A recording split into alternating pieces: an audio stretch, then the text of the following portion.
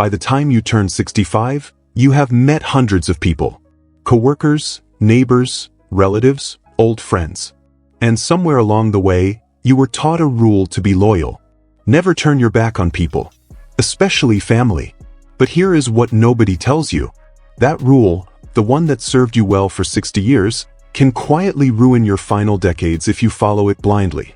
Because at this stage of life, your time and your peace are the two most valuable things you own. And some people in your life, some of them sitting at your own dinner table, are spending both without your permission. Today I'm going to walk you through 5 kinds of people you must quietly remove from your life after 65. Not with fights. Not with drama. Quietly. And yes, one of them might be family. That is the one we will save for last, because it is the hardest and the most important.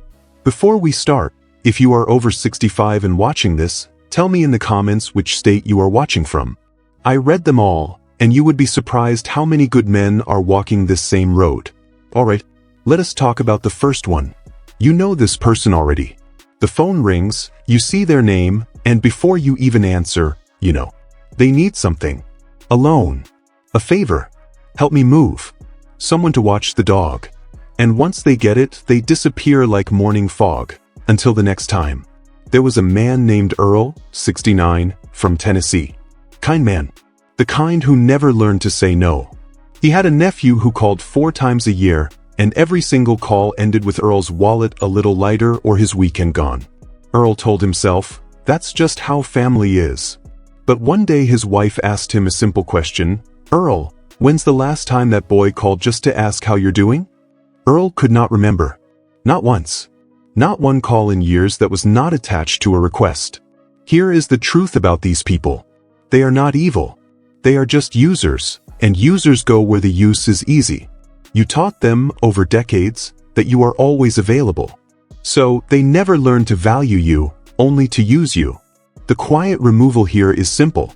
You do not fight. You do not lecture. You just start saying a calm, friendly, no. Sorry, can't this time. No long explanation. No guilt. Watch what happens next. If they stay in your life anyway, there was something real there. If they vanish, well, now you know what you were to them. And knowing is better than pretending. But users are easy to spot compared to the next one. The next one hides behind something that looks like friendship. Every man over 65 has at least one of these. The friend or neighbor whose every conversation is a storm cloud. Their health is worse. The country is finished. The neighborhood's gone downhill. Nothing is ever good, and if you dare mention something good in your life, they will find the dark side of it within seconds. You leave every conversation with them feeling heavier than when it started. That is the test.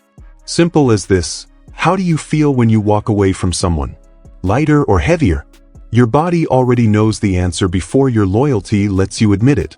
A man named Stan, 72, from Wisconsin, had coffee every week with an old coworker. 40 years of history between them. But every week, for 2 hours, Stan just sat there absorbing complaints. He started dreading Tuesdays. His wife noticed he had come home from those coffees quiet and gray, like the color had been drained out of him. Now, here is the thing about Stan. He did not end the friendship with a speech.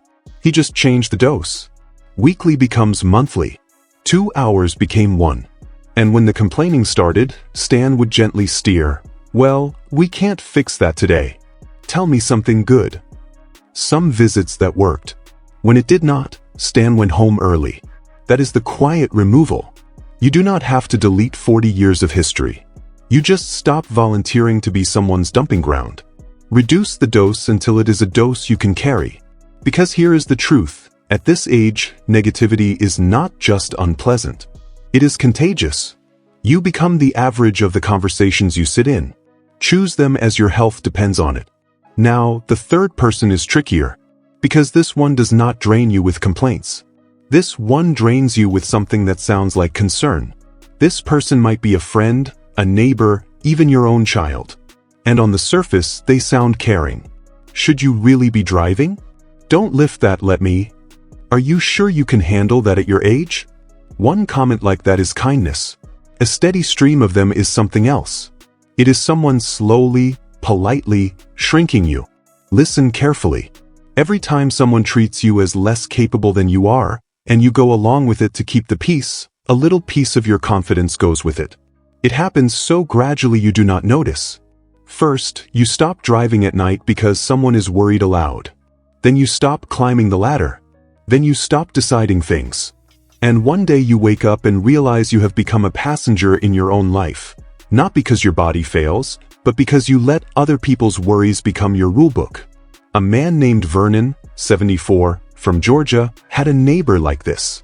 Every time Vernon mowed his own lawn, the neighbor would shake his head. "You shouldn't be doing that at your age." Finally, one afternoon, Vernon shut off the mower, wiped his forehead, and said with a smile, "Bill, the day I can't mow my lawn, I'll tell you. Until then, this is my exercise, my therapy, and my lawn." He said it once. Calm, short, with a smile. Bill never mentioned it again. That is how you manage these people. Not with anger, with calm, short sentences that draw the line. "I'll decide that. I've got it, thanks. I'll ask if I need help." Say it once, say it kindly, and go back to what you were doing. The people who respect the line will stay in your life and treat you better. The ones who keep pushing, reduce their access to you. Because their worry, left unchecked, will make you old faster than time ever could. Now, we are halfway through. And if any of these first three sound familiar, stay with me, because the last two are the ones that do the deepest damage. Starting with the one from your past. This one surprised people, because we are taught that old friends are gold. And many are. But some old friends have frozen you in time, and they will fight to keep you there. You know the type. Do you mention you have started walking every morning and they laugh? You? Exercise? Since when? You mention a book you are reading and they smirk. Look at the professor over here. Every time you try to grow, even a little, they pull you back to who you were in 1985, because that is the only version of you they are comfortable with. There was a man named Pete, 70, from Indiana. After his heart scared, Pete quit drinking.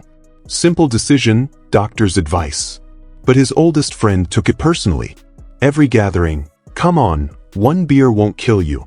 Don't be like that." Not once did he say, "Good for you, Pete." Not once. And Pete finally understood something painful. His friend did not miss him. His friend missed the drinking partner. Those are two quite different things. Here is the hard truth about these friendships. Some people love you, and some people love the role you play in their life. The test is simple. Try to change something for the better and watch their reaction. The ones who love you will cheer, even if they do not fully understand. The ones who love the role will mock, resist, and guilt you, because your growth threatens their comfort. The quiet removal here is not cutting them off completely. It is simply refusing to shrink back. Keep walking. Keep reading. Keep not drinking. Stay friendly but stay changed. Some of these friends will adjust and meet the new you. Those are keepers. The rest will drift away on their own, and let them. A man's final decades are too precious to spend playing an old character just to keep an old audience comfortable. And now, the last one. The hardest one. The one I said might be sitting at your own dinner table. Take a breath, because this needs to be said carefully and honestly. Let me be noticeably clear before we start. This is not about turning against your family. Family is precious, and most of your loves you dearly. This is about one specific kind of family member, and if you have one, you already felt it the moment I said it. It is the one who mistakes your love for weakness. An adult child who speaks to you with less respect than they would show a stranger. The relative who dismisses your opinion at every gathering, rolls their eyes when you talk, makes decisions about your life without asking you. The one who is absent all year but appears when there is something to gain. And you tolerate it, year after year. Because they are family, and you tell yourself that is just how they are, and you do not want to cause trouble in your final years. But here is what a man named Charles, 75, from Missouri, figured out. Charles had 3 children. 2 treated him with warmth. 1, his eldest, treated him like a burden with a bank account. Dismissive, cold, sharp-tongued, but always present when money moved. For years, Charles absorbed it silently. He thought absorbing it was love. Then one Thanksgiving, after another cutting remark at his own table, Charles did something he had never done. He did not shout. He did not cry. He simply said calmly in front of everyone, "In this house, I'm spoken to with respect." That is the price of admission. It's not a high price. That was it. One sentence. Then he passed the potatoes. Here is what quiet removal means with family, because it is different.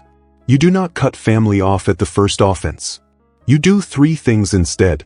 First, you name the line once, calmly like Charles did.